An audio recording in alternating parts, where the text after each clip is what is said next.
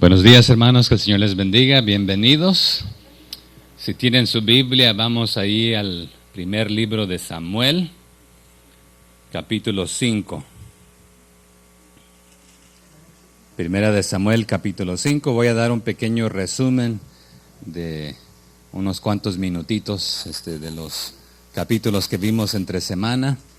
El domingo vimos el capítulo 4, que los filisteos habían capturado el arca del Señor y ahí entramos en unos problemas, ¿verdad? Porque comenzaron a perder la batalla, pero entramos ahí al capítulo 5.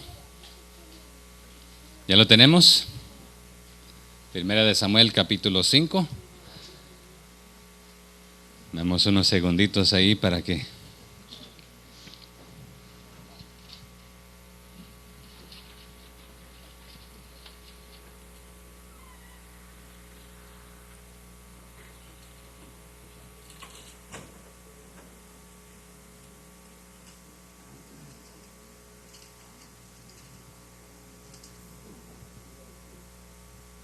¿Ya lo tenemos ahora sí?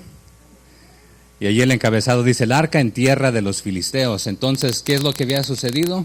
Los filisteos capturaron el arca y se la llevaron y la pusieron ante su Dios, dando una victoria diciendo, nuestro Dios es más grande que el de ustedes los israelitas, por lo consiguiente nos concedió nuestra victoria sobre ustedes. Y vienen y la ponen enfrente de su Dios que se llamaba Dagón. El dios Dagón tenía una figura de un pez, un pescado, con cabeza de persona y con manos de persona. Pero lo que sucedió que a la mañana siguiente, cuando el arca fue puesta frente a su dios Dagón, lo descubrieron los mismos filisteos, que esta estatua se había inclinado hacia el frente, en la dirección de el arca de Jehová. Y lo levantaron, lo pusieron de regreso en su posición, y al día siguiente volvió a inclinarse y caerse hacia el frente, con la excepción de que esta vez se le rompieron las manos, y las manos cayeron cerca de la puerta de la entrada. También se descabezó, prácticamente quedando la parte de la estatua que parecía solamente el pez, sin la cabeza y sin las manos. Pero dice el capítulo que hasta ese momento los mismos filisteos no pisaban la entrada de la puerta porque ahí habían caído las manos de su dios Dagón. Pero a pesar de esto, se rascaron la cabeza y que bueno, que está sucediendo esto medio raro. Pero comenzaron a venirles diferentes enfermedades, particularmente tumores, y se comenzaron a enfermar muchos. Y bueno, ¿será casualidad? ¿Qué estará pasando aquí? Entonces lo que hacen, que lo mandan a la siguiente ciudad de los filisteos, y también sucede lo mismo. Comienzan los tumores tipo cáncer, que se esponjaban, que muy similar a una de las plagas que se vieron en Egipto, con llagas, y dijeron, bueno, que en parte estas enfermedades fueron traídos a ellos por medio de ratones. Bueno, hay epidemias que los ratones han ocasionado en diferentes tiempos. ¿Qué es lo que ocasiona esto? Pudo haber sido una casualidad o potencialmente había algo más grande. Pero lo interesante es que comenzó a suceder en cada pueblo que mandaban el arca de Jehová. Entonces llegaron al punto ahí, entrando al capítulo 6, que dicen, vamos a tener que devolverla porque esto como que no está muy bien. Entonces consultaron sus adivinos, sus propios sacerdotes, y les preguntaron qué se debe hacer. Ellos tenían conocimiento de lo que Dios había hecho en tiempo pasado, entonces les dieron sugerencias de que hagan esto, hagan aquello, manden una ofrenda de sacrificio, de paz, vamos a arreglar cuentas. Aquí le nombra pago de expiación, y entonces seréis sanos. Y pareciera ser que comienza a suceder ahí de esta manera. Pero también una de las ideas que se les prendió el coco fue de que, bueno, vamos de una vez y para siempre llegar a una conclusión. O fue casualidad, o hay algo más grande detrás de esto. Entonces lo que agarraron fueron 2 vaquitas que habían parido, que nunca habían hecho la fuerza de de acarrear una carreta, pero le pusieron esta carreta a las 2 vaquitas. Sobre ella en la carreta pusieron el arca con las ofrendas de expiación y dijeron, si es que Jehová está detrás de esto, estas vaquitas solitas, o en sí el arca, vas a ver cómo retornar de donde vino. Si agarra para cualquier otro lugar menos de donde vino, todo esto que nos ha pasado es casualidad. Nosotros allá donde yo soy decimos de pura chiripada, que de carambola, que no fue accidental, ¿verdad? De que no fue una fuerza mayor. Pero para su sorpresa, agarra para el lugar correcto. Pero estas vacas, ¿cómo saben de dónde vino esta arca, verdad? Entonces el arca retorna en la dirección correcta y pero ahí en el camino llegan unos cuando llega a uno de los lugares ya entre el pueblo de los de Israel, sí hay sacrificios y todo, la misma leña, las mismas vacas las sacrifican, pero sucede una cosa, que se atreven a abrir y ver dentro del arca del Señor de Jehová, que se les había prohibido allá atrás, tiempo atrás. Es más, tenías que santificarte aún para estar cerca, y mucho más si ibas a estar interactuando de esta manera, pero se les había prohibido y se atrevieron a abrirla y murió un montón. Así que ahí no hubo excepción. Cualquier persona que viola estas instrucciones, independientemente fuera de los filisteos o fuera de los israelitas, o sin importar de qué tribu, ahí hubo problemas y murieron muchos. Pero después descubrieron de que, bueno, vamos a llamar a quienes realmente están autorizados para lidiar con esta arca, tratarla y llevarla a su lugar donde debería estar. Así que ahí en el capítulo 7 dice, vinieron los de Kiriat Jearim y llevaron el arca de Jehová y la pusieron en casa de Aminadab, situada en el collado, y santificaron a Eleazar, su hijo, para que guardase el arca de Jehová. Entonces aquí en el verso 21 del capítulo anterior dice, y enviaron mensajeros a los habitantes de Kiriat Jearim, diciendo, los filisteos han devuelto el arca de Jehová, descended pues y llevadla a vosotros, sabiendo que ellos eran los indicados, pero aún entre los indicados tenían que santificarse para esto, y es lo que vimos ahí en el verso 1 del capítulo 7. Pero ahí en el capítulo 7 comenzamos a ver de que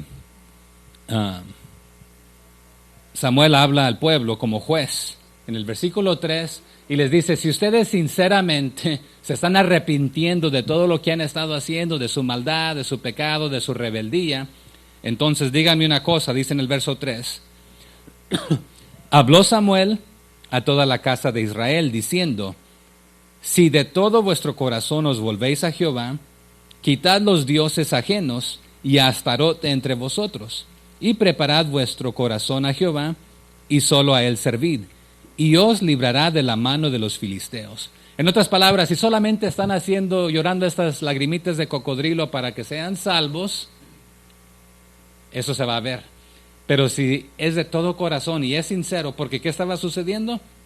Si nos acordamos en Josué, ellos habían dicho, jamás sucederá esto, que nosotros agarraremos a adorar todos los dioses, porque Josué les dijo, ustedes escojan el día de hoy a quién van a servir. Si a los dioses que sus padres adoraron del otro lado del río, a los dioses de los pueblos donde estamos, o cualquier otro dios, o al verdadero Dios. Pero la decisión que yo y mi casa hemos tomado, que mi casa y yo serviremos a Jehová. Y ellos dijeron, que se te haga chicharrón la boca si algún día nosotros nos inclinamos tras otros dioses. ¿Y qué estaba sucediendo? Estaban adorando a Astarot, a los Baales, hasta al mismo Satanás estaban adorando. Entonces por eso Samuel les dice, si de todo vuestro corazón os volvéis a Jehová, quiten los dioses ajenos, o sea que de los otros pueblos, y a Astarot de entre vosotros. Estaban adorando a los dioses cananeos, un sinnúmero, a los Baales, ahí dice en el 4, ¿verdad? Entonces los hijos de Israel quitaron a los Baales y a Astarot, y sirvieron solo a Jehová. Entonces aquí vemos un cambio de corazón, un arrepentimiento, y un cambio de corazón y arrepentimiento va acompañado con cambio de dirección también. Entonces hay acción, no solamente es de palabra, pero aquí sucede que hacen este cambio, el Señor bendice este aspecto, pero enseguida vienen los filisteos a atacarlos.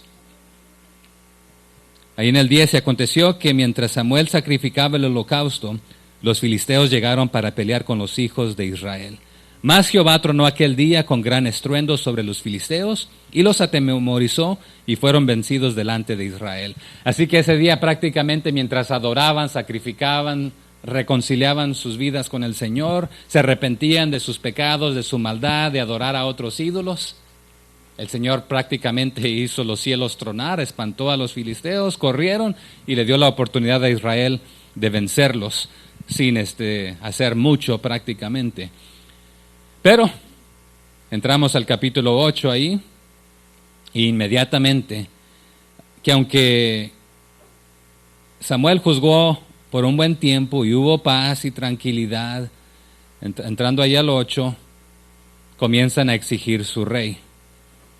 Porque ya aquí Samuel como que le están diciendo, tú ya viejito canoso, ya como que no nos vas a poder liderar. Dice en el 8, aconteció que habiendo Samuel envejecido, puso a sus hijos por jueces sobre Israel. Y Samuel había sido un hombre recto, justo, un buen testimonio, ejemplar.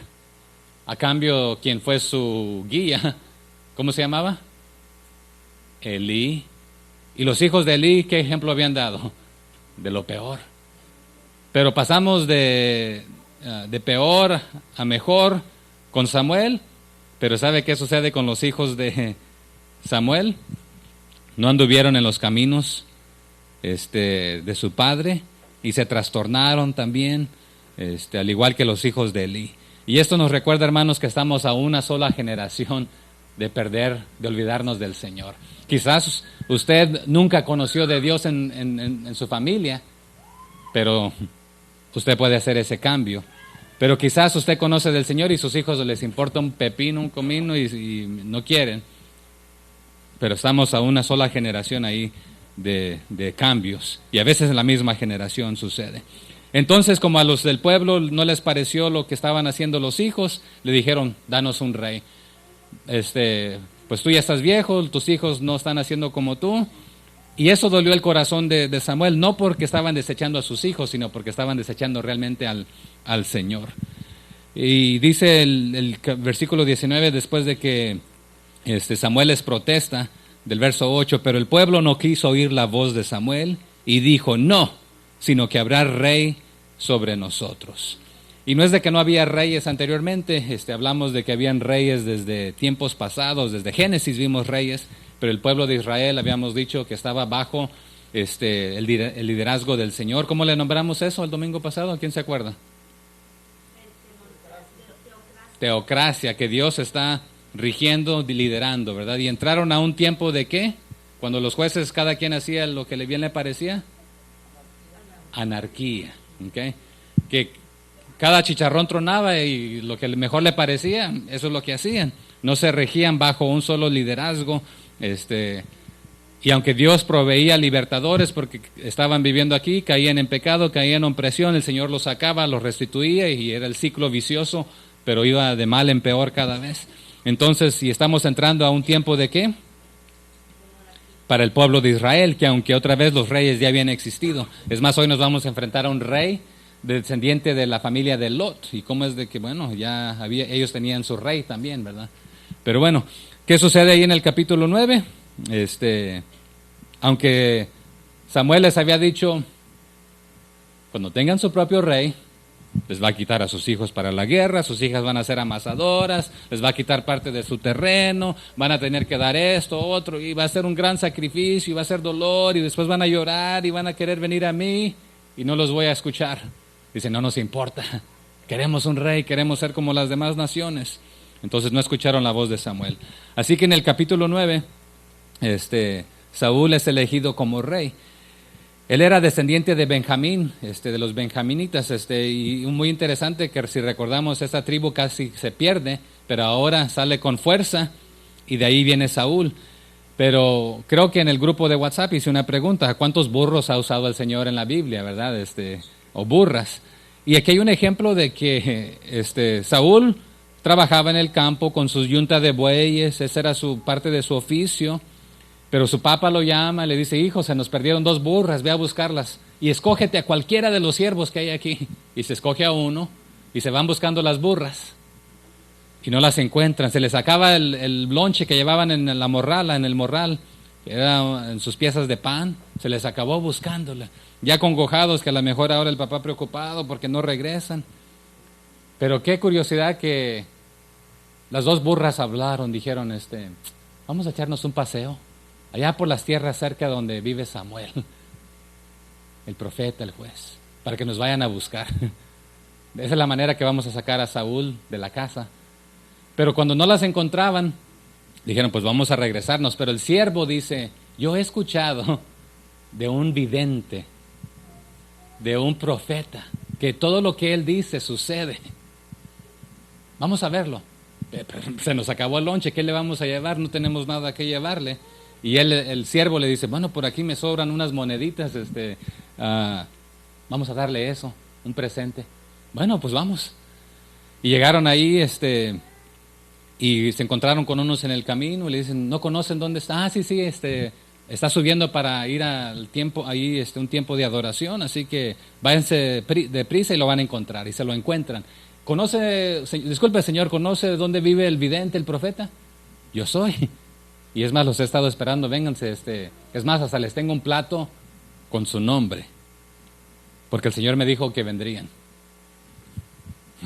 Oh, y por cierto, para que no te preocupes, ya las burras que se habían perdido, ya aparecieron, ya regresaron solitas a su casa, el Señor las mandó de regreso. Ok, comieron, durmieron, se levantaron temprano, madrugaron, y los despide, pero le dice Samuel a Saúl: espérate un ratito, necesito decirte algo que el Señor me ha dicho de ti. El siervo ni en cuenta, pero dice: te va a suceder esto en el camino, 3 cosas ahí. Vas a encontrar esta situación, confirmación para que sepas que lo que te he dicho es correcto y viene del Señor. La segunda la vas a encontrar ahí. La tercera, ¿quién se recuerda cuáles eran las 3 cosas? Es tiempo de examen. Iba a profetizar, iba a quitar La primera, ¿cuál es? la de las doncellas, creo. Los panes. ¿Iban a encontrar unas personas? ¿Esa es la primera?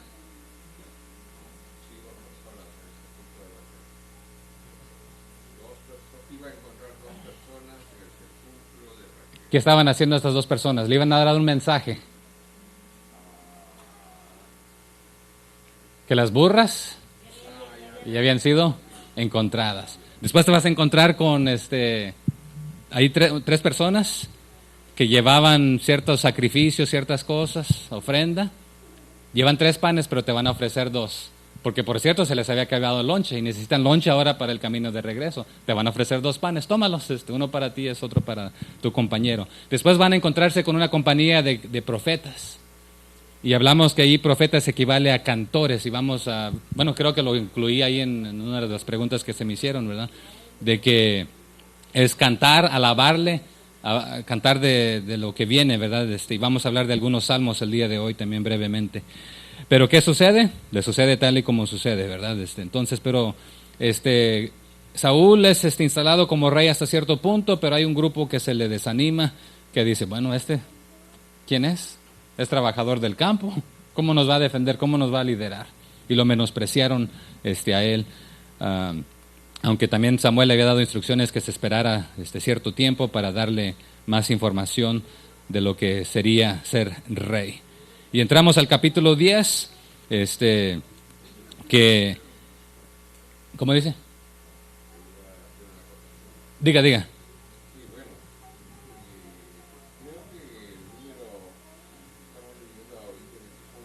¿El 9? Ok.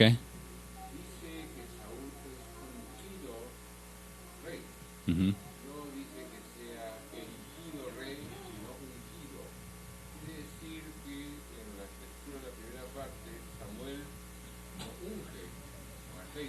Sí.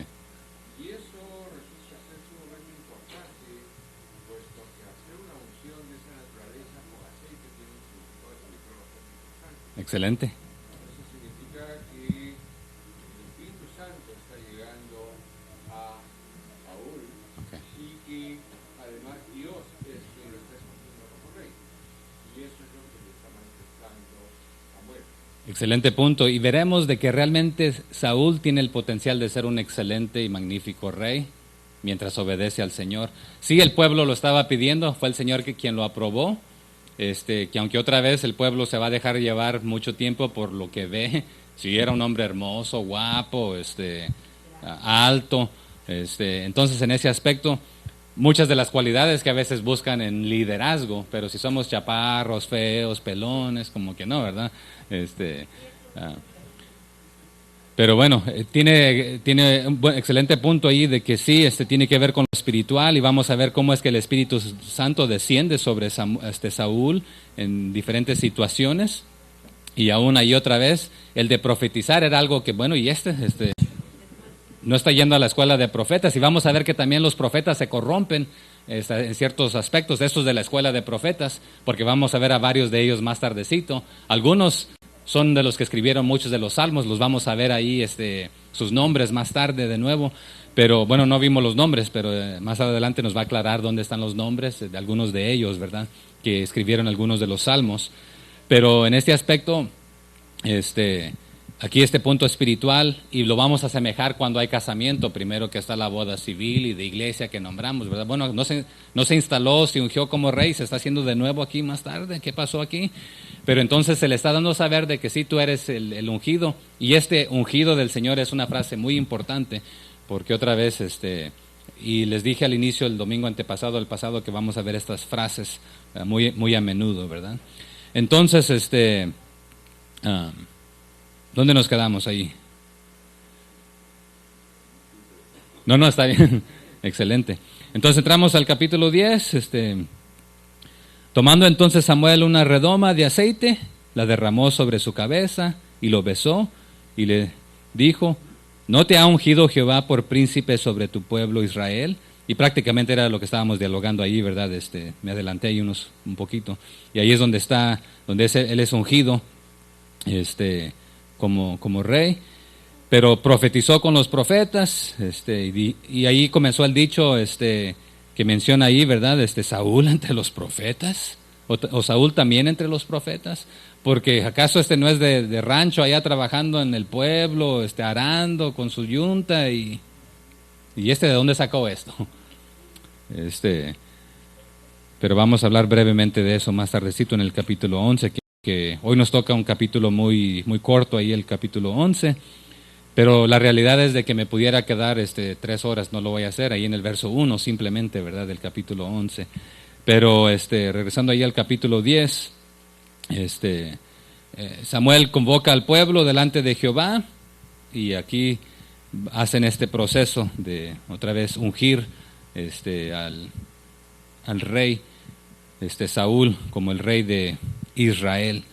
Y vamos a ver algo interesante, que el primer rey no viene de la tribu de Judá, y vamos a ver cómo cambia esto. Es más, hay unos puntos muy importantes en el capítulo 11 que nos da una pequeña sombra de lo que vendrá más tarde en cuanto a la tribu de Judá, porque específicamente sobre todas las tribus es la única tribu que es mencionada por nombre de los que vienen al socorro de sus compañeros. Pero no me adelante, no me dejen que me adelante. Entonces ahí reunidos en el verso 20, y haciendo Samuel que se acercasen todas las tribus de Israel, fue tomada la tribu de Benjamín. Y en este caso otra vez Saúl viene de la tribu de Benjamín y se proclama hasta cierto punto otra vez y es ungido el rey Saúl. Vamos a ver más adelantito en el capítulo 12, si no me equivoco, que todo se hace más oficialmente más tarde. Quizás es aún al final del capítulo 11, pero llegaremos a eso. ¿Alguna pregunta, algún otro comentario? Sé que pasé rápido porque la idea no es volver a cubrir todos los aspectos, ¿verdad? Pero algunos puntos en resumen. Diga, hermano. Podría aclararnos un poquito acerca de lo que es vidente, porque muchos se van a quedar con esa idea de decir, bueno, ahí dice que no es malo, ¿verdad? Sí. Aunque la Biblia lo especifica ahí. Excelente. Era un vidente. Sí, Y un vidente simplemente diríamos es alguien que ve. Y algunos practican el ir al ver esa bolita de cristal o que te lean las cartas, las manos. El otro día de broma le hice una broma a unos jóvenes. Les digo, yo te puedo predecir el futuro. Le digo, mira, cierra tus ojos y pretende que vas caminando. No lo hice yo realmente, ¿verdad? Sería grosero hacerlo yo. Y les di un golpe en la frente. Le digo, chocaste con un árbol. Pero les había predicho que iban a sentir dolor enseguida, ¿verdad? Entonces, un vidente a veces te dice cosas que sabe de ti y cosas así. ¿Sucede hoy en día? ¿Será posible que un vidente... Pero la Biblia ahí en ese momento habla del vidente que se le nombraba así al profeta.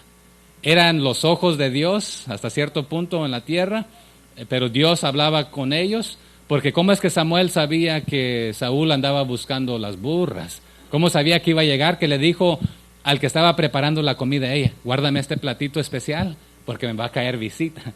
Y aquí le vamos a poner el nombre, reservado para Saúl. Y aquí otro para su criado también, ¿verdad? Pero el Señor ya le había susurrado diciéndole, ¿sabes qué? Va a llegar un hombre a ti y va a ser así y así, ¿verdad? Pero ¿será que hoy en día como cristianos nosotros, es más, se nos prohíbe ir a los adivinos, a los brujos, pero ¿será que tienen cierto poder y cierta capacidad? Por eso el domingo pasado creo que les dije, Saúl va a caer en un error más tarde. Va y visita a una bruja y consulta a un espíritu. Y ella le define como que se parece a quién. ¿Y a quién se parece? Como figura de un profeta. Y todos los detalles diríamos, bueno, está hablando con el profeta Samuel, que ya había muerto. Entonces, ¿es posible? ¿Y por qué lo prohíbe el Señor? Y si es posible, entonces algo ha de haber malo en esto, ¿verdad? Diga, hermano. ¿Qué hay de eso que dicen que hay personas, hay videntes, hay grupos que practican la magia negra y la blanca? Supuestamente la blanca es buena, que ellos invocan a Dios, pero yo no me parecer, personalmente las dos son malas, porque ahí vive lo peor, ¿verdad? Pero hay mucha gente que se deja llevar, no, es que él es de la magia blanca, lo que sería lo blanco, que es bueno, pero yo pienso que no se piensa todo eso. Excelente pregunta, ¿verdad? Y la idea es de que se ha conocido que la magia negra se ha utilizado para causar daño y supuestamente la magia blanca para ocasionar bien normalmente. Pero la pregunta es a quién están invocando y quién. También creo que el miércoles dialogábamos de que tengo un conocido en Houston que le oraron a todo tipo de Dios pidiendo la sanidad y la salvación de su hijo.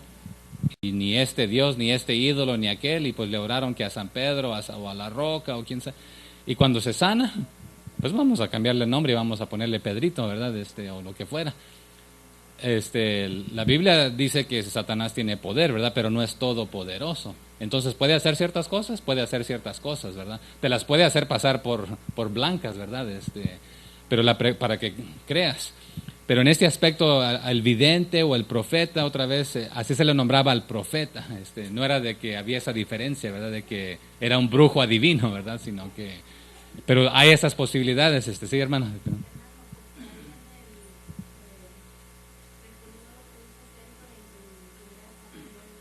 Sí, sí.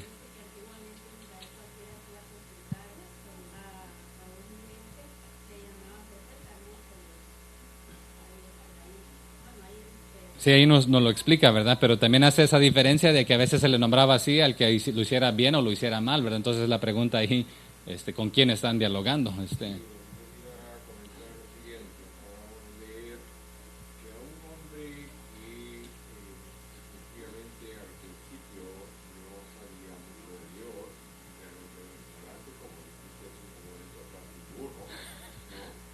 Entonces, Dios, a pesar de todo eso, lo encamina para poder ser rey. Pero además, antes de ello, estando entre los profetas, profetiza. Y eso es porque Dios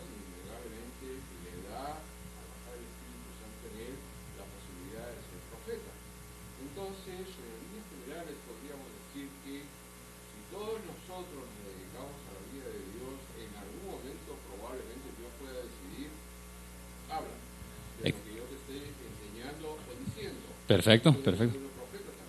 Y eso lo mencioné y excelente punto, ¿verdad? ¿Quiénes son profetas? Cuando usted habla del futuro, de lo que está en la palabra del Señor, eso es profetizar. Cuando cantamos ciertos salmos, ahí mencioné también que hay salmos proféticos, ¿verdad? Entonces ya estaban siendo escritos los salmos, no habían sido compilados, ¿verdad? Ya se cantaban los salmos, entonces profetizar en este caso que menciona aquí, porque después dice y dejó de profetizar, ¿verdad? Y ahí incluí unos pasajes de más adelante también, cómo se fueron divididos los grupos de músicos, pero profetizar también significa cantar, ¿verdad? Del futuro, de lo que el Señor hace, del poder, de lo que hizo también, ¿verdad? Pero profetizar normalmente nosotros lo entendemos de que te voy a predecir tu futuro, te va a ir muy bien, Lisa, te vas a casar con un hombre muy rico y guapo. Dice, pero ya tengo uno, ¿para qué quiero otro? No, pero hay profetas que vienen y le dicen así a la gente y lo quiere escuchar, ¿verdad? Bueno, me lo dijo un profeta, así que vamos y hacerlo, ¿verdad? Que aunque ya esté casado, ya tenga hijos, pero ¿de dónde se están sacando eso? ¿De la manga o viene del Señor? El Señor nunca va a decirte algo que va en contra de su palabra, ¿verdad? Entonces, prueba los espíritus y si contradice la palabra del Señor en algún momento, no es del Señor. Pero buenos puntos y buenos diálogos y pudiéramos pasar más tiempo aquí en estos, ¿verdad? Y me da gusto que hayan estas preguntas y diálogos, ¿verdad? Pero podemos enfocarnos un poquito más en esas diferencias, ¿verdad? Porque también usted y yo profetizamos cuando predicamos la palabra del Señor. Por ejemplo, cuando decimos que Él retornará por los suyos. Esta es una profecía, cuando usted la repite, usted está diciendo lo que ya está escrito en la Biblia, no se está inventando algo. Y la Biblia misma nos dice que si aún un ángel viniere y te diere otro evangelio, otra cosa, no le creas porque no viene del Señor. Pero también hay personas que se atreven a decir, hoy les voy a compartir algo que ni está en la Biblia y está tan fresquecito que el Señor me lo dio hoy. Eso basta para decir, ¿sabes qué? No viene de Dios. Si no está en la Biblia, no viene de Dios. Entonces, en ese aspecto, no quiere decir que cuando usted no pasa tiempo, que el Señor no le revela algo, pero ya está en la Biblia, ya estaba, solo que usted y yo no lo entendíamos. Y compartirlo, si es una profecía, porque la Biblia tiene muchas profecías ahí, pero otra vez, el repetirlas, el decirlas, es profetizar, pero no nos estamos sacando algo de la manga o del aire diciendo, esto es nuevo, porque también la Biblia nos dice que no hay nada nuevo bajo el sol, ¿verdad? Pero bueno, antes de salirnos de los temas aquí, bueno, que son temas que se tocan, ¿verdad? Pero hoy vamos a arrancar con el capítulo 11, así que vamos a continuar con el servicio.